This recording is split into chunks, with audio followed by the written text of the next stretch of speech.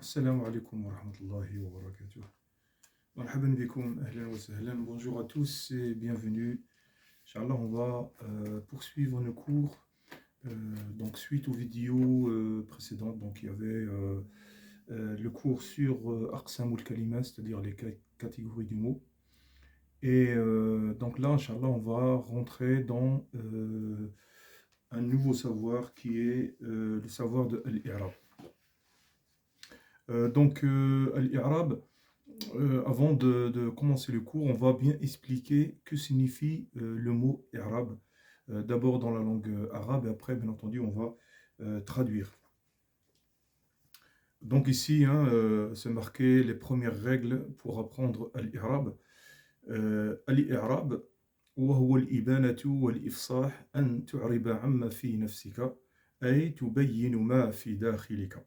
كذلك هو التغير أما في الاصطلاح فهو تغير الكلمة في أواخرها.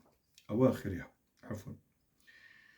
Donc là, si je traduis le mot ici, i'rab, en deux mots en français, ça va me donner l'expression en analyse. D'accord? En analyse de quoi? Du mot, ou plutôt des mots dans la phrase.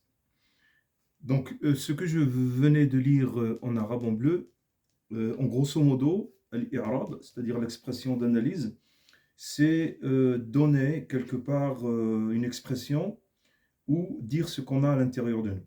C'est-à-dire éclaircir le mot à analyser dans la phrase ou les mots. Et dans le savoir de la grammaire, si vous voulez, c'est l'expression qui va se fixer à la fin du mot. Donc, l'Arabe, c'est quoi? C'est tout ce qui est à la fin du mot, lorsque le mot il est déclinable. Alors, quand je dis lorsque le mot il est déclinable, il faut savoir que dans la langue arabe, il y a, si on dit qu'elle est riche, parce qu'elle est peuplée de mots, il y a pratiquement près de 13 millions de mots, il y a à peu près 12 700 ou 800 mots. Et juste pour vous dire que dans ces mots-là, il y a une grande partie qui sont arabisables, c'est-à-dire analysables, et d'autres, une autre grande partie, ils ne sont pas arabisables, c'est-à-dire ils sont non déclinables. D'accord? Qu'est-ce qu'on peut rajouter encore? En gros, donc comme j'ai dit, donc le arabe, si vous voulez, c'est le changement des fins des mots par rapport à la divergence des agissements à la fin des mots. Quand je dis et c'est qui va provoquer ça, tout simplement, c'est lorsqu'il y a un autre mot qui précède le mot, ou alors une particule qui va précéder le mot. Donc le mot s'il est arabisable, il sera obligé de se décliner par rapport à la grammaire. Ou alors, il peut avoir rien devant le mot, comme par exemple dans une phrase nominative, le mot il va commencer donc mubtada, on l'appelle mubtada, mais il mubtada, les ulama ils ont dit, il sera tout le temps au cas nominatif par exemple. On va continuer Inch'Allah. Donc, souvenez-vous, dans le cours qu'on a fait, Aqsamul Kalima, les catégories du mot, on avait dit que le mot, il avait, bien entendu, trois catégories, dont le ism, le nom, al-fi'l, le verbe et la particule al-harf. En ce qui concerne l'Irab, il a aussi des catégories, Aqsamul I'rab. Donc, ces catégories, alors il en a quatre. Et ces quatre catégories, si vous voulez, c'est quatre outils. Ce sont des outils. Et avec ces outils-là, si on les comprend, on comprend leur signification, c'est avec ça qu'on va faire l'analyse. D'accord? Si on n'a pas ces outils-là, on ne peut pas faire l'analyse du mot. Donc, tout d'abord, nous avons le rafa. Ar-raf, ça veut dire le nominatif, c'est-à-dire le cas nominatif. Alors, lorsque le mot il est dans ce cas-là, raf, dans les arabes, on l'appellera marfou', c'est-à-dire il est au cas nominatif. Nous avons le deuxième cas qui est an-nasb. Alors, lorsque le mot il est dans ce cas-là, c'est-à-dire l'accusatif direct, on l'appellera mansoub. Lorsqu'il est dans ce cas-là, c'est-à-dire le génitif, cas indirect si vous préférez, on l'appellera dans l'arabe majrour, d'accord? Il est au cas indirect. Et enfin, lorsque le mot il est à l'apocopée, ben, on l'appellera majzoum. D'accord. Donc, on va continuer, Inch'Allah. Donc, فللأسماء من ذلك الرفع والنصب والجر ولا جزم فيها. فللأسماء من ذلك الرفع والنصب والجر ولا جزم فيها. Ça veut dire quoi? Ça veut dire que tous les noms, on va prendre tous les noms qui existent, ils vont accepter le cas nominatif, ils vont accepter le cas accusatif, ils vont accepter le cas génitif indirect, mais par contre, ils ne vont pas accepter le jazm. C'est-à-dire, en gros, à l'écrit, je dis bien à l'écrit, le nom, on ne mettra jamais un soukoun. Il faut toujours lui mettre son indication, s'il est sujet, si il est hal, s'il est etc. etc. D'accord. On ne mettra jamais un soukoun. C'est pour ça qu'on dit que le nom n'accepte pas le soukoun. Et on va voir, Inch'Allah, des exemples. Donc ici, on prend un exemple sur rafa, c'est-à-dire lorsque le nom il est marfou, on a dit qu'il accepte le rafa, il accepte le cas nominatif. Et là, je dis at-talibu jamilun, l'étudiant est beau. Donc ici, at-talibu, c'est un nom, d'accord? Donc il y a bien entendu at-talibu, donc on connaît le vocabulaire, mais pour ceux qui ne connaissent pas le vocabulaire, on sait que c'est un nom. Pourquoi? Parce qu'il commence par un article. Donc ça, c'est une indication qui nous montre que c'est un nom. Alors ce nom-là, on voit bien qu'il est au cas nominatif, il est marfou'. Il est marfou'. Pourquoi? Tout simplement parce qu'il a l'indication ici qui fait partie des 4 indications du cas nominatif. Donc la dhamma fait partie, c'est la première indication parmi les 4 indications qui nous montre que le mot il est au cas nominatif. D'accord? Donc dans le cas nominatif, on va par exemple trouver le sujet, comme ici il est sujet, ou fa'il. D'accord? Comme ici on dira talibu huwa fa'il marfu' wa alamatu raf'ihi ad-dammatu adh-dhahiratu ala akhirih li'annahu mufrad. D'accord? Donc mufrad, ça veut dire singulier, et cette indication, elle est faite entre autres pour les noms qui sont bien entendu au singulier, lorsqu'ils sont bien entendu marfou' ou cas nominatif. On va voir le deuxième exemple, lorsque le nom, ben, il est au cas accusatif. On a dit qu'il acceptait le cas accusatif, mansoub. Et là, je lis uhibbu Muhammadan. J'aime Muhammadan. Donc le mot qui nous intéresse, bien entendu, c'est celui-là. Et Muhammadan, ben, on sait que c'est un nom. Et on voit bien qu'il a l'indication du cas accusatif, et la fatha, c'est une des indications du cas accusatif. Donc le nom, il accepte bien le cas accusatif. Et dans le troisième exemple, lorsqu'il est au cas indirect, génitif, majrour, fil masjidi, dans la mosquée. Donc ici, ce nom-là, on voit qu'il est majrour, et l'indication de son jar, bien entendu, c'est la kasra. Donc la kasra fait partie, c'est une des indications pour nous indiquer que le mot, il est au cas indirect. D'accord?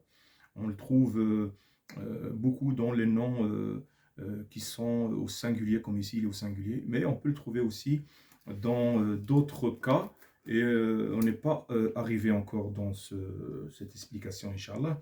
Donc, si, bien entendu, il est majrour, c'est, bien entendu, la cause, c'est la particule fi. Donc là, c'est un i'rab. Celui-là, c'est un i'rab.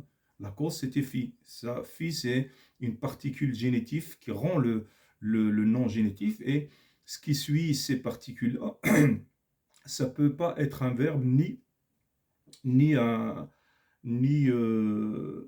particule. D'accord? Et elle fait partie rappelez-vous, elle fait partie des indications pour reconnaître le mot s'il est non. Et là, ben, c'est un non. Donc il n'y a que les noms qui vont suivre qui vont venir après ces 19 particules. Il y en a 19, on les appelle huruf al-jar, les prépositions qui qui donnent le cas indirect. D'accord?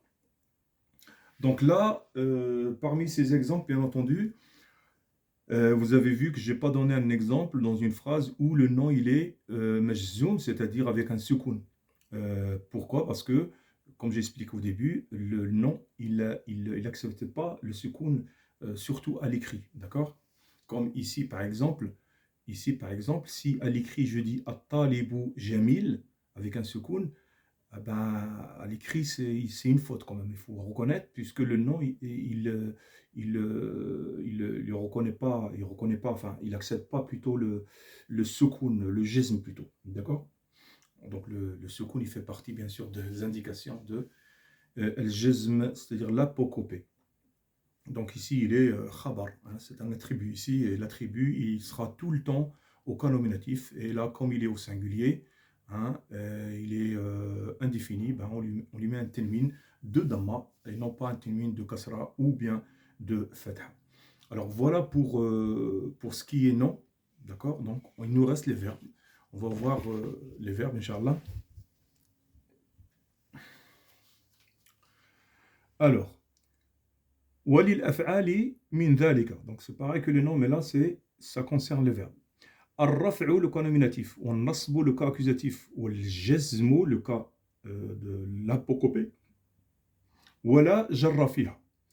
C'est-à-dire pour les verbes, contrairement au nom, eux, pareil, hein, ils vont accepter le cas nominatif. Ils vont accepter le cas accusatif. Et là, contrairement au nom, ils vont accepter le cas de l'apocopée, c'est-à-dire le jazm. ولا جر فيها, c'est-à-dire le verbe, il n'acceptera jamais le cas indirect. En gros, en restant simple, un verbe ne sera jamais avec une kasra. Il finira jamais avec une kasra, par exemple. En tout cas, il ne sera jamais au cas indirect. Il n'accepte pas. Contrairement au nom. Donc, on va voir quelques exemples, Inch'Allah, pour comprendre. Donc, dans le cas nominatif, rafa, là, on a un verbe. Je lis uhibbu Muhammadan. Uhibbu Muhammadan. D'accord? Donc, ici, il y a, je ne sais pas qui a mis ça là, mais normalement, c'est Mansoub ici. Hein.